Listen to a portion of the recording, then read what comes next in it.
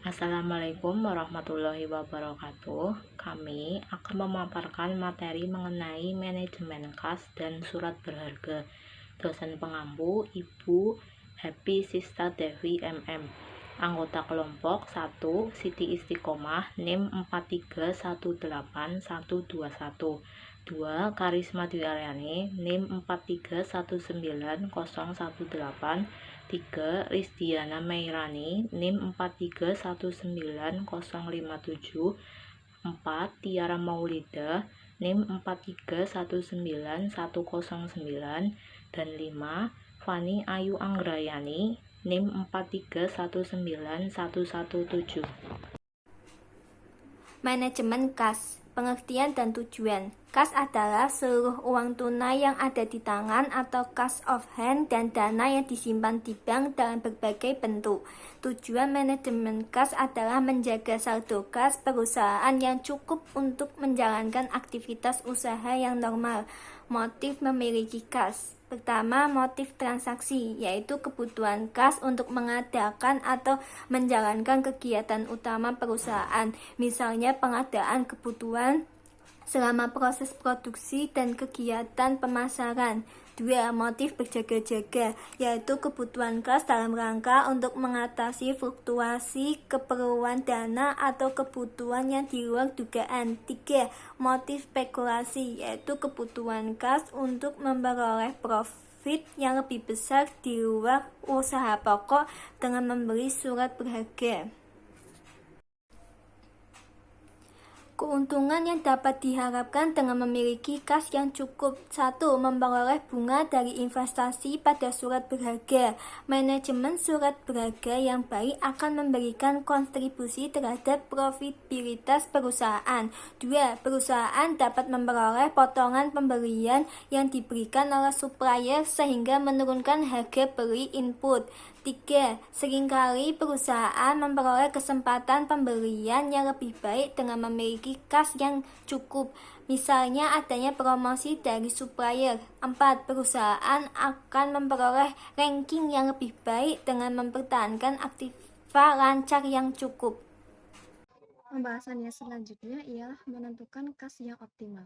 Kas dan surat berharga yang optimal sangat tergantung atas trade-off antara tingkat bunga dengan biaya transaksi. Jika kondisi akan datang diketahui dengan pasti, maka akan sangat mudah menentukan kas yang optimal. Untuk menentukan kas yang optimal, dapat dilakukan dengan dua cara, yaitu dengan menggunakan model Baumol atau model persediaan dan model stokastik atau model Miller-Urey. Kemudian, apa itu model Baumol? Model Baumol dikemukakan oleh William Baumol pada tahun 1952. Ia adalah ekonom pertama yang menjabarkan model formal dari manajemen kas dengan memasukkan opportunity cost dan trading cost. Model Baumol digunakan untuk menentukan target saldo kas. Model Baumol memberikan kontribusi yang penting bagi manajemen kas. Model Baumol memiliki keterbatasan-keterbatasan di dalamnya. Yang pertama, model Baumol mengasumsikan bahwa organisasi memiliki tingkat pengeluaran yang konstan. Yang kedua, model Baumol mengasumsikan bahwa tidak ada penerimaan kas selama periode proyeksi. Dan yang ketiga, tidak ada persediaan pengamal safety stock. Lalu, bagaimana kita dapat mengetahui dengan menggunakan model Baumol? Yaitu dengan menggunakan rumus model Baumol, yaitu JKO sama dengan akar 2 dikali BT dikali KK dibagi dengan TB, di mana JKO adalah jumlah kas optimal, BT adalah biaya transaksi merubah surat berharga menjadi uang tunai, KK adalah kebutuhan kas setiap periode, TB adalah tingkat bunga surat berharga. Contoh soal model Baumol. Sebuah perusahaan milenium baru selama suatu periode membutuhkan kas sebesar 150 juta dengan asumsi pemakaian per hari konstan. Biaya transaksi setiap kali merubah surat berharga menjadi uang tunai adalah 7.500. Tingkat bunga surat berharga yang dimiliki sebesar 0,7%. 2% per periode. Hitunglah berapa jumlah kas optimalnya. Jawaban JKO sama dengan akar 2 dikali PT dikali KK per TB sama dengan akar 2 dikali 7.500 dikali 150 juta per 0,0052 sama dengan 20.801.257 rupiah. Model Miller-Orr. Model Miller dan Orr merupakan model penentuan persediaan apabila aliran kas masuk dan keluar tidak konstan. Konsep Miller dan Orr menyatakan bahwa perusahaan harus menetapkan jumlah saldo kas yang paling tinggi sebagai batas atas dan saldo kas terendah sebagai batas bawah. Apabila saldo kas telah mencapai batas atas, maka perusahaan hendaknya merubah sebagian kas tersebut ke dalam bentuk surat berharga agar saldo kas kembali ke jumlah yang ideal. Sebaliknya, apabila jumlah saldo kas telah mencapai batas minimal atau batas bawah, maka perusahaan dapat merubah sekuritas yang ada menjadi kas sehingga mencapai jumlah saldo kas yang ideal.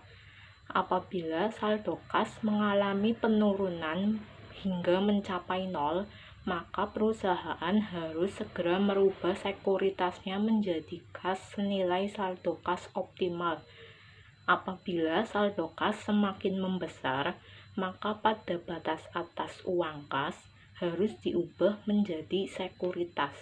Kemudian yang selanjutnya yaitu rumus dari Miller-Orr, yakni Z sama dengan kurung buka 3 kali T kali O kuadrat dibagi 4 kali I tutup kurung dipangkatkan dengan sepertiga.